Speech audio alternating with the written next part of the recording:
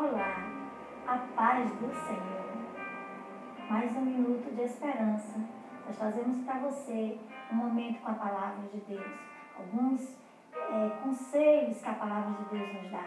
E hoje eu quero compartilhar com você o que está em 1 Pedro, capítulo 5, e versículo de número 7, que diz assim: lançando sobre ele toda a vossa ansiedade, porque ele tem cuidado de vós.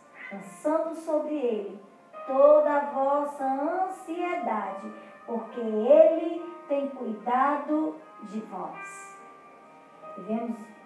Estamos vivendo um tempo de muitas pessoas ansiosas, pessoas preocupadas, com medo, sem saberem o que vai acontecer. E hoje eu quero lhe convidar a lançar essa ansiedade sobre Jesus. Lançar sobre Jesus. Essa semana, a Itália, um dos países que mais sofreu com essa pandemia, voltou a funcionar. Abriu as portas do seu comércio, voltou a funcionar, dizendo o seguinte: há esperança. Dizendo para você, não se preocupe, vai passar. Lance sobre o Senhor a sua ansiedade, porque vai passar.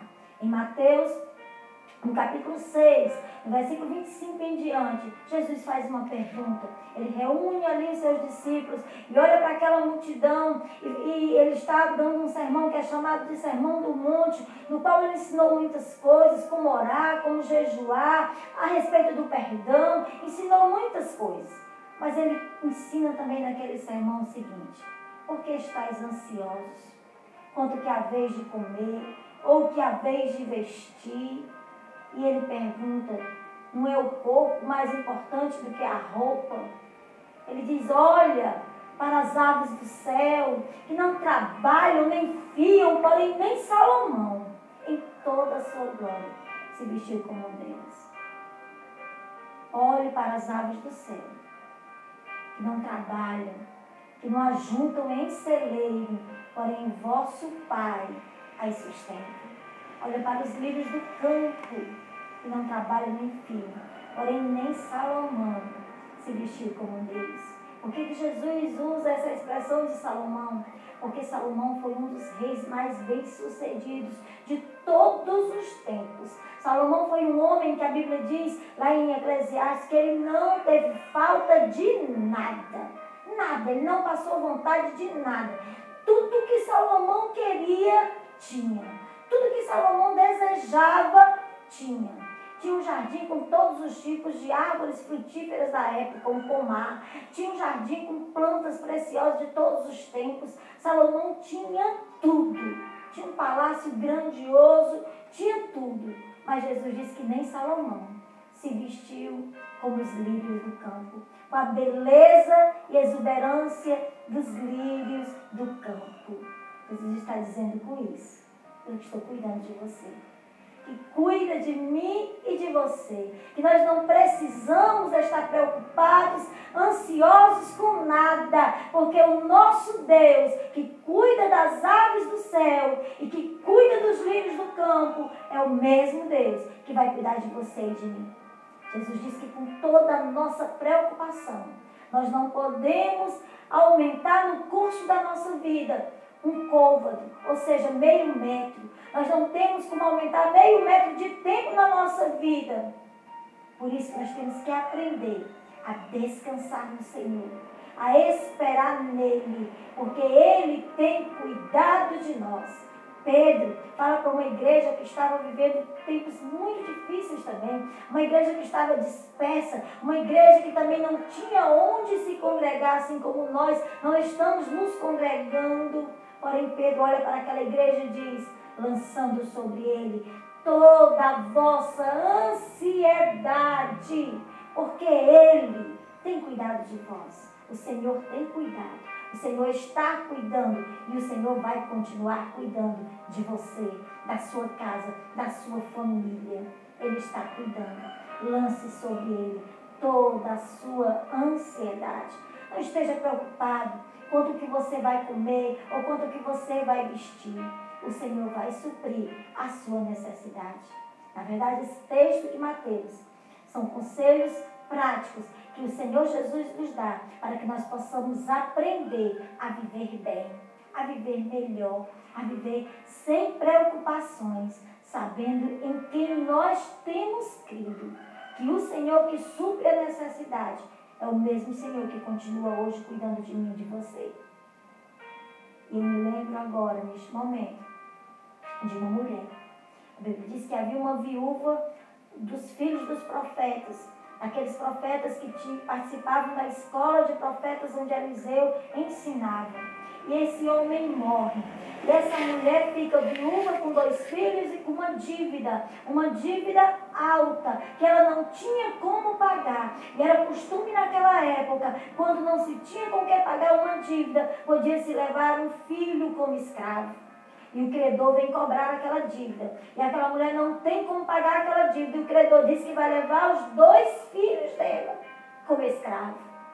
E aquela mulher não sabe o que fazer, mas ela se lembra de Deus. E a representação de Deus era o homem de Deus, era o profeta de Deus naquela época. E aquela mulher vai até o profeta do Senhor, até Eliseu, e diz: homem de Deus, vive o Senhor e vive a tua alma em cuja presença estou. Eis que o credor está vindo buscar os meus filhos, e tu sabes que eu sou viúva do profeta que era temente ao Senhor, daquele que fazia parte do grupo de profetas que estudavam na tua escola, e ele era temente ao Senhor, e eu não tenho com que pagar essa dívida. E Eliseu olha para aquela mulher e diz: o que tenho eu contigo, mulher? E ela ali, esperando algo da parte do Senhor. E Eliseu olha para aquela mulher novamente e pergunta: o que tu tens em casa?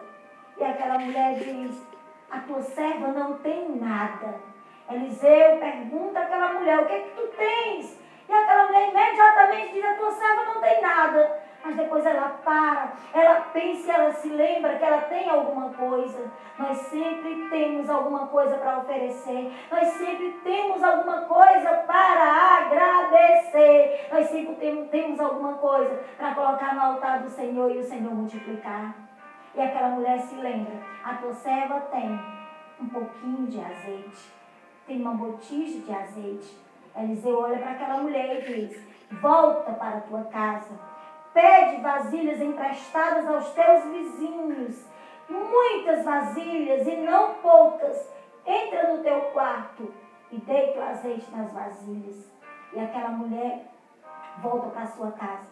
Com certeza aquela mulher tinha bons relacionamentos com seus vizinhos, tinha bons relacionamentos com seus amigos, porque ela pede muitas vasilhas. E ela entra no quarto com seus filhos e pega aquela vasilha de azeite e começa a colocar dentro das outras vasilhas.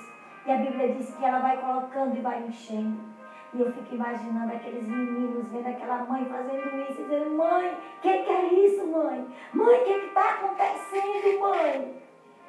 E aquela mulher vai colocando: traz vasilha, menina, e ela vai enchendo. Traz vasilha, menina, e vai enchendo. Traz vasilha, menina, e ela vai enchendo. Até que chega um ponto que ela diz: traz mais uma vasilha. E o menino diz: mãe, não tem mais vasilha. Então o azeite cessa. Ela deixa o azeite lá, vai até o homem de Deus, vai até Eliseu e diz o que aconteceu.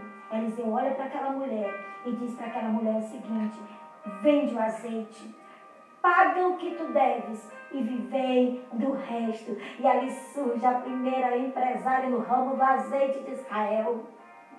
Deus pode fazer isso na sua vida. Deus pode usar essa crise que estamos passando para mudar a sua história e família. Desde que você descanse nele, confie nele e lance toda a sua ansiedade diante do Senhor. Porque é Ele que tem cuidado de você.